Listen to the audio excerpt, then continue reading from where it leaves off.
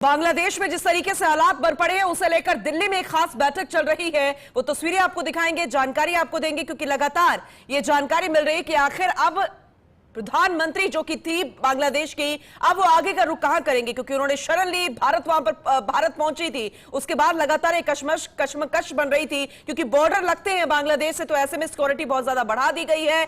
भारत की भी हम बात कर रहे हैं, और ऐसे में पूरे मुल्क की अगर बात की जाए, पूरी दुनिया की बात की जाए, तो हर किसी की नजर अब भारत पर आ बनी है। संसद भवन में सर्वदलीय बैठक यहां पर चल रही है। आपको यह भी जानकारी दे दें कि तमाम विपक्षी नेता सर्वदलीय बैठक है, अमित शाह भी यहां पर मौजूद नजर आ रहे हैं। बांग्लादेश मुद्दे पर सर्वदलीय बैठक है, हर किसी से राय मशवरा लिया जा रहा है आगे भविष्य में किस तरीके से रणनीति भारत बनाएगा। ऐसे में सत्ता विपक्ष हर किसी को एकजुट होना होगा, हर किसी को एक ही मुद्दे पर, एक ही बातों पर बातचीत करके सहमति बनानी होगी। तो बांग्लादेशी मुद्दे पर सर्वदलीय बैठक, विदेश मंत्री भी नजर आ रहे हैं, और इसके अलावा अमित शाह नजर आ रहे हैं, जेपी नड्डा नजर आ रहे हैं, तमाम दिग्गज और खुद रक्षा मंत्री नजर आ रहे हैं, राजनाथ सिंह को आप देख पा रहे हैं। इसके अलावा अन्य दिग्गज भी मौजूद, और राहुल गांधी भी बैठे हुए हैं।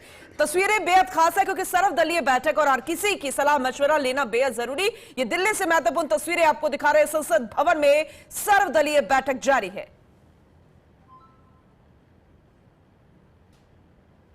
तो वहीं दूसरी तरफ शेख हसीना ने कल भारत में रात गुजारी है। अभी फिलहाल उनका या तो लंदन या फिनलैंड जाने का प्लान है। अभी तक सब कुछ साफ तो नहीं हो पाया, लेकिन ये सर्वदलीय बैठक जरा देखिए, बांग्लादेश में विवाद और उथल पुथल भारत में होती नजर आ रही है, और ये सर्वदलीय बैठक फिलहाल तस्वीरों के जरिए संसद भवन से आपको दिखा रहे हैं। बेहद महत्वपूर्ण बैठक, और फैसला लिया जाएगा एक स्ट्रैटेजी के तहत, क्योंकि भारत की सुरक्षा बेहद अहम है, और ऐसे में हर कोई एक साथ एकजुट होता हुआ नजर आ रहा है। तो कई मायनों में बेहद खास गृह मंत्री अमित शाह, रक्षा मंत्री राजनाथ सिंह बैठक में मौजूद, विदेश मंत्री एस जयशंकर भी इस बैठक में तस्वीरों के जरिए नजर आ रहे हैं। और दिल्ली न्यूज एडिटर अदिति नागर हमारे साथ जुड़ चुकी हैं, ज्यादा जानकारी उनसे लेंगे। अदिति, क्योंकि भारत की सुरक्षा बेहद अहम है, और ऐसे में हर कोई एकजुट और हो सकता है कि सहमति बनाता हुआ नजर आए, सर्वदलीय बैठक में ऐसा ही नजर आ रहा है। फिलहाल कितनी महत्वपूर्ण बैठक है, और दूसरी तरफ शेख हसीना को लेकर भी जरा अपडेट दीजिएगा। देखिए, ये खूबसूरत लोकतांत्रिक प्रोसेस है कि आप भले ही सदन के अंदर, सड़क के बाहर, चुनावों के दौरान आप एक दूसरे पे आरोप प्रत्यारोप की राजनीति करते हैं, आप तमाम तरीके की बात करते हैं, पर जब बात देश की आती है तो आप एकजुट हो जाते हैं। मैं आपको बताऊं कि कल प्रधानमंत्री नरेंद्र मोदी ने विदेश मंत्री के साथ, रक्षा मंत्री के साथ पूरी डिटेल्ड ब्रीफिंग ली है, लगातार दोपहर से लेकर शाम तक। और आपने देखा कि कैसे पार्लियामेंट खत्म होने के जब एग्जाम हुई, उसके बाद पहले अजीत डोभाल शेख हसीना से मुलाकात करके आए, और उसके बाद खुद वो प्रधानमंत्री से मिलकर आए, जब राजनाथ सिंह और अमित शाह मौजूद थे। फिलहाल आपको बता दें, सबसे महत्वपूर्ण सर्वदलीय बैठक चल रही है, तस्वीरें आपके सामने है। कल राहुल गांधी ने विदेश मंत्री से पूछा था कि शेख हसीना आ गई हैं, भारत का क्या रुख है, क्या अपडेट है, तमाम बातों पर चर्चा हुई थी। और अब सबसे महत्वपूर्ण बात ये है कि सरकार जो है देश के इतने सेंसिटिव महत्वपूर्ण मामले में विपक्ष को साथ लेकर चलना चाहती है, जाहिर तौर पर। और ये बहुत महत्वपूर्ण सेंसिटिव इशू है, तो जहाँ पर बांग्लादेश पे हो रहा जो कुछ भी है वो भारत को सीधे सीधे इम्पैक्ट करता है। ऐसे में किसी भी तरह की कोई बयानबाजी, और सरकार विपक्ष इस समय विपक्ष सर्वदलीय बैठक चल रही है, सारे दलों के साथ मिलकर बातचीत करना चाहती है। और उससे बड़ी बात है कि देखिए, सर्वदलीय बैठक में सरकार की तरफ से विदेश मंत्री, रक्षा मंत्री, गृह मंत्री राजनाथ सिंह, संसदीय कार्य मंत्री भी अभी मौजूद हैं।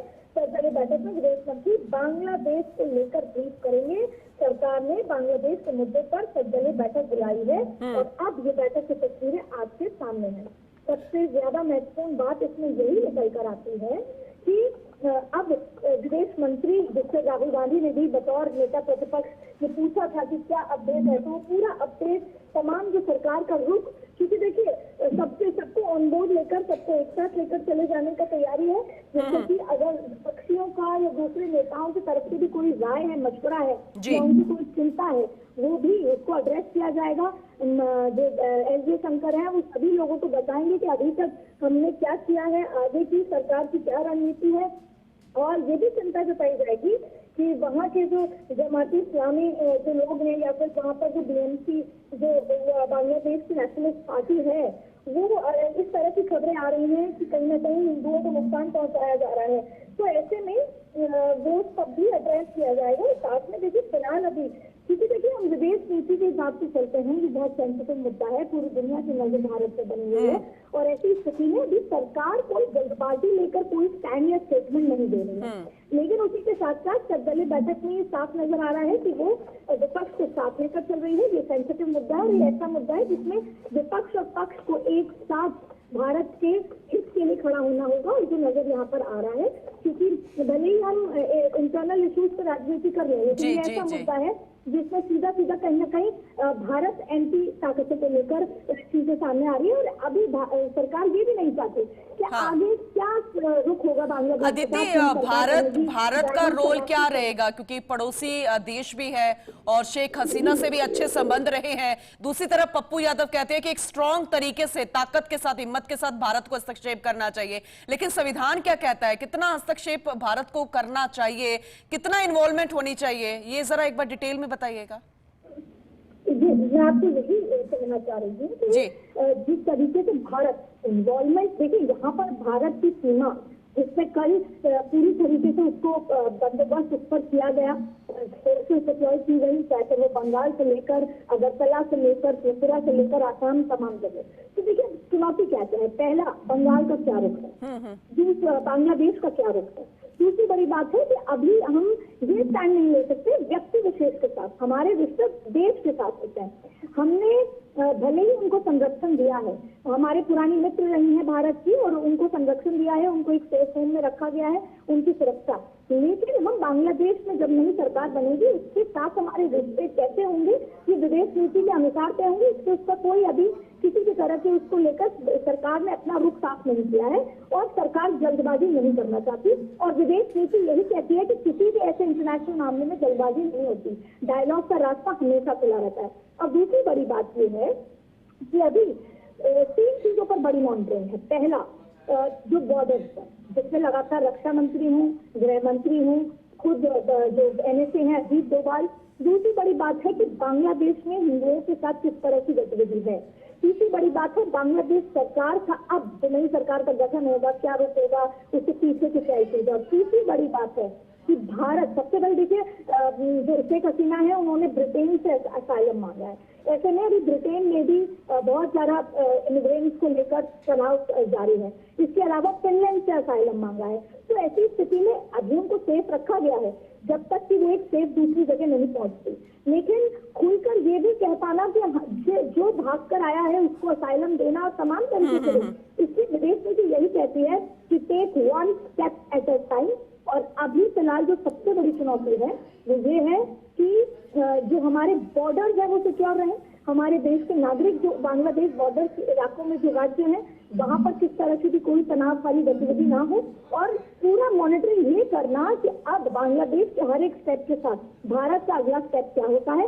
लेकिन सबसे लोकतांत्रिक में सबसे खूबसूरत बात यह है सर्वदलीय बैठक जिसमें कल राहुल गांधी ने पूछा एस जयशंकर से और अब एस जयशंकर पूरी पार्टी को, ऑल पार्टी नेताओं को ब्रीफ करेंगे और उम्मीद यही की जाएगी कि ये भारत का मुद्दा है, उनकी अस्मिता का मुद्दा है। तो ऐसे में कोई भी पार्टी का कोई व्यक्ति इस पर कोई बयानबाजी ना करे और यही वजह थी कि कल ममता बनर्जी ने कहा था कि कोई भड़काऊ बयानबाजी भाषण ना हो, ऐसी स्थिति कहीं ना कहीं कंट्रोल खत्म कर देगी लॉ एंड ऑर्डर में, इसलिए सभी को फूक के कदम रखेंगे। अदिति, इसे भी समझाइएगा, शेख हसीना कितने दिन तक शरण ले सकती है, उनका कहाँ जाने का प्लान फिलहाल अभी बन रहा है? जैसा मैंने आपको कहा कि उन्होंने ब्रिटेन से असाइलम मांगा है, फिनलैंड से असाइलम मांगा है, ब्रिटेन में भी इमिग्रेंट्स को लेकर हालात आपके सामने हैं। ऐसी स्थिति में अब कब उनको ग्रीन सिग्नल मिलता है, कब उनको अप्रूवल मिलता है और कब तक वो सेफ उनको भारत की तरफ से जाया जा सकता है। हालांकि देखिए किसी भी मुद्दे पर अभी रुख साफ नहीं है सरकार का। कल हम लगातार हमने एस जयशंकर से भी बात करने की कोशिश की, उन्होंने प्रधानमंत्री से मुलाकात की, पार्लियामेंट में हम सब वहाँ मौजूद थे, लेकिन अभी सरकार और इस पर आएगा एस शंकर जी की तरफ से पहले वो सर्वदलीय बैठक को संबोधित कर रहे हैं, उसके बाद वो सदन में इसको एक बार फिर सार्वजनिक जवाब भी दे सकते हैं। लेकिन जिस तरह की विदेश नीति है खुलकर अभी कुछ नहीं कहा जाएगा, क्योंकि न सिर्फ बांग्लादेश और भारत बल्कि पूरी दुनिया की नजर, यूएन की नजर इस पर बनी हुई है। ऐसे में भारत का हर एक स्टेप अपने आप में भारतवासियों के लिए, भारत की इंटेग्रिटी और भारत की जो विदेश नीति के लिए बहुत महत्वपूर्ण है। वहीं बांग्लादेश के हर एक स्टेप के साथ साथ धीरे धीरे लेकिन high level monitoring minute to minute चल रही है, जिसमें एनएसए, रक्षा मंत्री और तमाम जो लोग हैं वो अपडेट प्रधानमंत्री को दे रहे हैं। बिल्कुल, आगे भी अपडेट लेते रहेंगे। अदिति, बहुत शुक्रिया विस्तार से इस जानकारी के लिए।